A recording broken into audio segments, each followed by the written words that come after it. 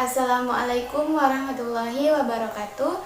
Perkenalkan, nama saya Risalatul Ulami, NIM 203105001. Di sini saya akan menanggapi sebuah video materi dari Bapak Wadud yang berjudul tentang ekonomi tertutup dan kebijakan pemerintah, yang biasa disebut juga dengan ekonomi tiga sektor. Ekonomi tiga sektor adalah perekonomian yang meliputi kegiatan dalam sektor perusahaan, rumah tangga, dan pemerintah.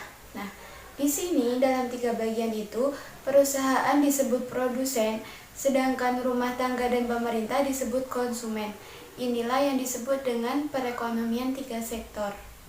Adanya campur tangan pemerintah menimbulkan dua perubahan penting. Yang pertama yaitu pungutan pajak yang dilakukan oleh pemerintah menambah pengeluaran agregat pada industri dan rumah tangga. Yang kedua yakni pajak memungkinkan pemerintah melakukan perbelanjaan dan ini akan menaikkan perbelanjaan agregat. Karena belum ada perdagangan dengan LN, maka berkomitmen tiga sektor disebut dengan ekonomi tertutup. Aliran baru dalam sirkulasi aliran pendapatan yaitu pembayaran pajak oleh RT dan perusahaan kepada pemerintah akan dialirkan kepada pendapatan pemerintah. Pengeluaran pemerintah ke sektor perusahaan akan dialirkan pembelian barang dan jasa yang diproduksi perusahaan. Aliran pendapatan dari sektor pemerintah ke RT dan L akan dialirkan pembayaran atas penggunaan faktor-faktor produksi RT dan L oleh pemerintah. Pendapatan yang diterima oleh RT akan digunakan untuk tiga tujuan.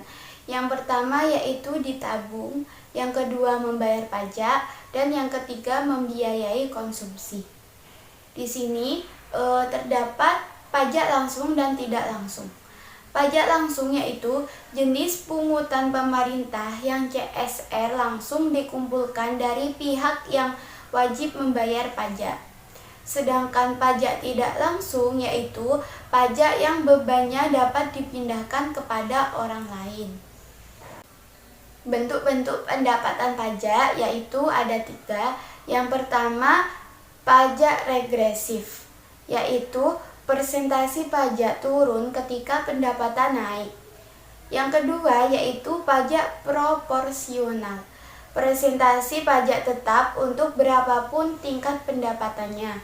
Yang ketiga yaitu pajak progresif, yaitu persentase pajak naik ketika pendapatan juga akan naik.